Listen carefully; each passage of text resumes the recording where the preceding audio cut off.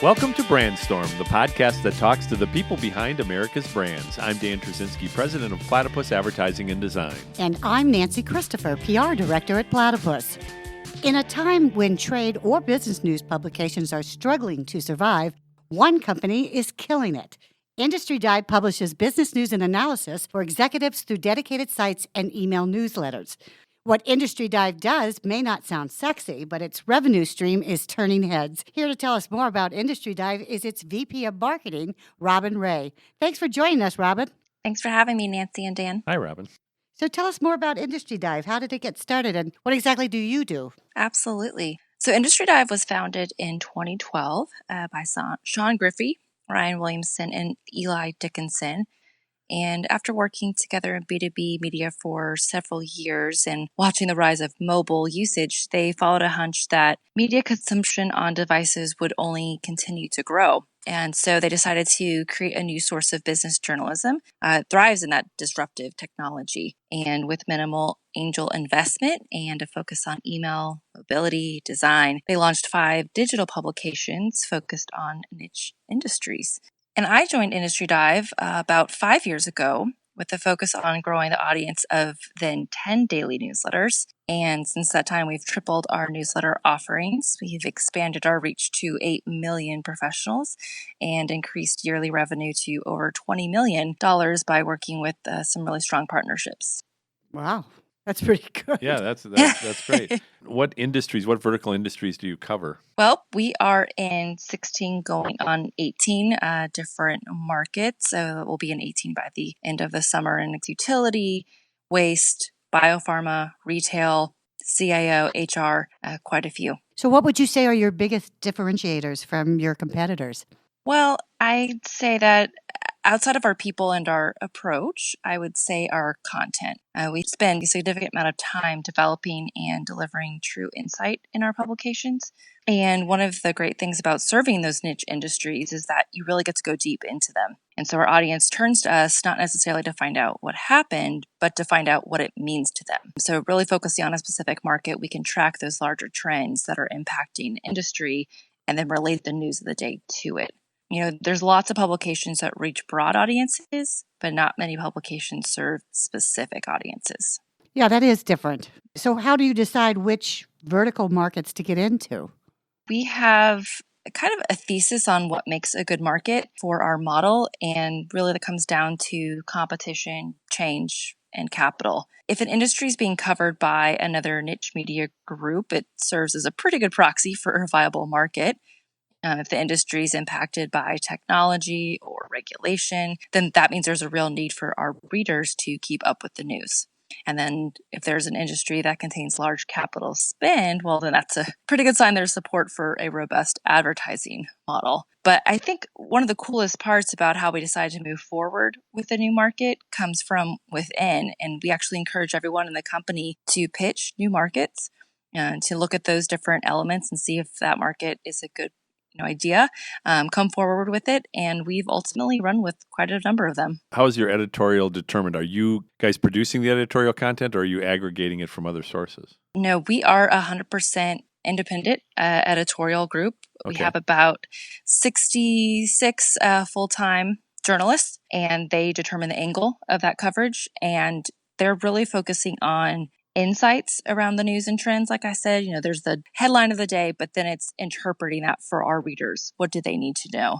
We really bias covering trends that shape the industry as much as breaking news. And we have a thesis on what is changing and shaping a market, and then our coverage aligns with that. Is there a market, though, you wouldn't even go after because it just isn't a good fit? I'm never going to say never. There's certainly ones that don't fit those criteria. Maybe they're not right now, but that can change. Sure. Technology is changing faster than ever. So if that starts to bleed into a market that before seemed a little bit removed from tech changes, hey, then we might consider it again. And maybe an internal pitch will bring it to the front. So talk to us a little bit about who subscribes to Industry Dive, how many subscribers, is there a cost involved in it, or is it totally advertising based?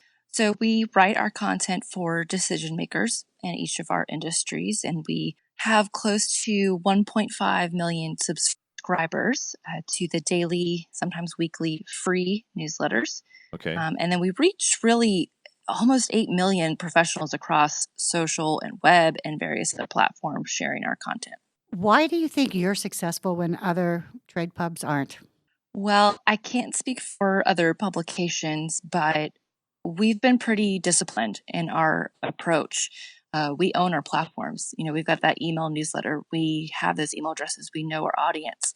We know the markets that we're in, and we know how we can best make money in those markets. We also don't run to every new technology and hope it'll provide revenue down the road. We really stick to what we can monetize today and then focus on making the high quality and high return with that. Glad you brought up technology because how much of a role has that played in your business? Yeah, technology has been pivotal to our success in many ways. Like I mentioned, we launched the company because of the opportunity to serve business leaders through disruptive technology. So we wouldn't be here today probably without that element.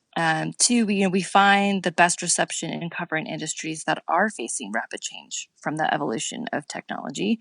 And then finally, we're always trying to get smarter about who our audience is and the best way to serve them. And that hangs on the ability of technology platforms. I read in the beginning of Industry Dive, your focus was totally on technology. You wanted to be the fastest out there. And in fact, in some cases, you were like 5 seconds faster being able to deliver your content to your subscribers. Yes. And while we certainly still focus on speed and being respectful of our readers' time, we know they're busy professionals. They need to kind of get the information they need to get on with their day. We focus a lot more on going deeper. So really making sure that the insights that we're providing, that's what's most valuable. Still haven't given up any of the speed, but we really want to make sure that we've got the content right. And then certainly the product and design teams at Industry Dive make sure that it gets delivered to them quick, easy, seamless, and not a pain to the reader. Earlier, you mentioned everybody's favorite four-letter word, free. This is a free service to the readers, or is there a subscription base? How do you pay everybody? Or is it all just advertiser-based? Yeah, so we are 100% free for the readers, and we're by and large 100% ad-supported. Okay. And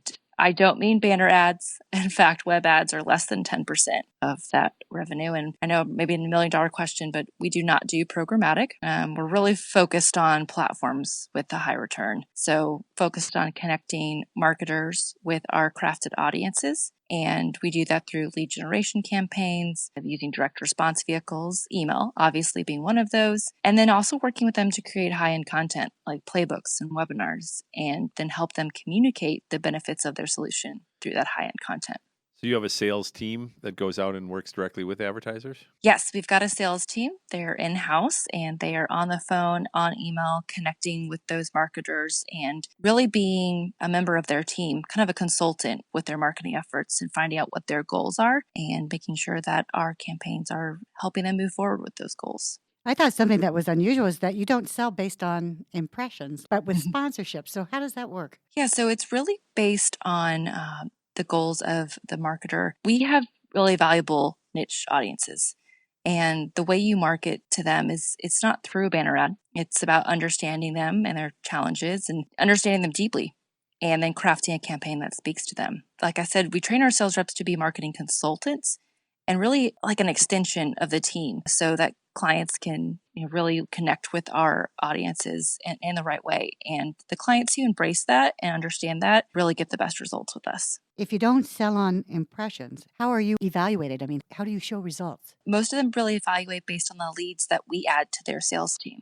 The sales ultimately come in because of their work with us. Now, some of that may see impressions on their end and say, great, this was a success. But really, it's a lot of those downloads, the information coming through. It's just people raising their hand and saying, yeah, I'm interested in this solution. And one of the greatest things about being a digital-only platform is that we can measure everything, Right. Even the eventual sales and ROI. So that helps us make the case. I saw an article that said you expect to have over 150 employees this year and reach 22 million revenues. How close are you to achieving those goals? Well, we did just over 22 million in 2018, and we expect to do 29 million this year. So Wow. really growing by leaps and bounds. And we're just about at that 150 employee mark. Wow. Congratulations. That's great. Thank you. Lots of good people going into that.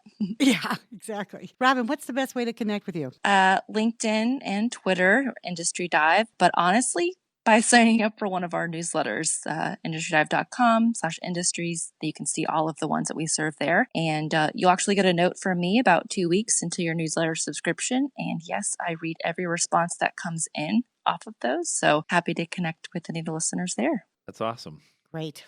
Thank you so much, Robert. It's really wonderful interesting having you. Thank you, Dan. Thanks, Nancy. Pleasure to be here. And if you have any questions for Dan or me about today's episode, please feel free to contact us on our LinkedIn pages. Thanks for your support. If you'd like what you've heard today, please don't forget to share, review, and subscribe to Brandstorm. This is Dan Trzynski, along with Nancy Christopher at Platypus Advertising and Design, an awesome company that creates perceptions that influence choice. We hope you'll join us next week for another episode of Brandstorm.